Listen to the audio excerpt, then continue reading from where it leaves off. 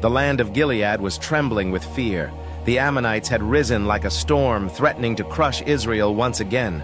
Their armies filled the valleys, their war cries echoed through the hills, and the people had no leader to deliver them. And then, all eyes turned to Jephthah. But Jephthah was not a man they honored.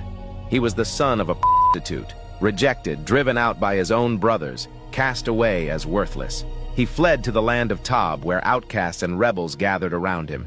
Yet in his exile, God was shaping him.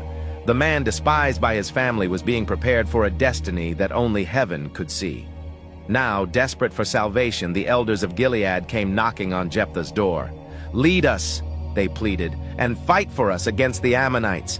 Jephthah looked at them with fire in his eyes. "Didn't you hate me? Didn't you drive me away? And now you come when you are in trouble?" Still, they bowed their pride. "Be our head, deliver us. We will follow you." So Jephthah rose, not because man chose him, but because God was writing his story. He stood before the Lord in Mizpah, and the Spirit of the Lord came upon him.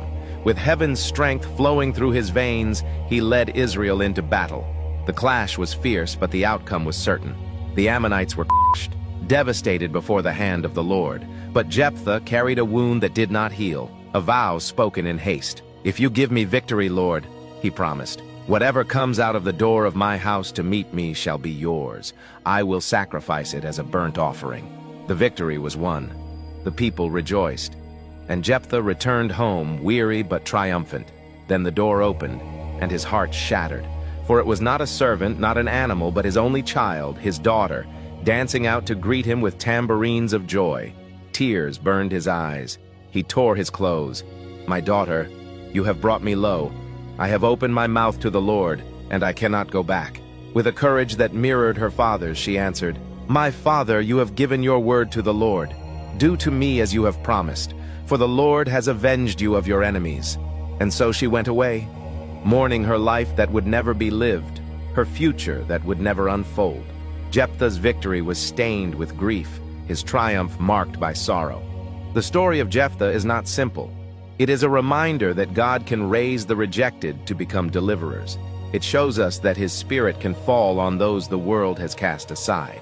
But it also warns us. Our words matter, our vows are weighty, and our promises to God are not to be made lightly. The rejected son became Israel's judge. The outcast became a warrior of faith. And though his story is marked with both glory and tragedy, one truth stands tall. When God's Spirit rests upon a man, no enemy can stand against him. Lord, teach me through Jephthah's story.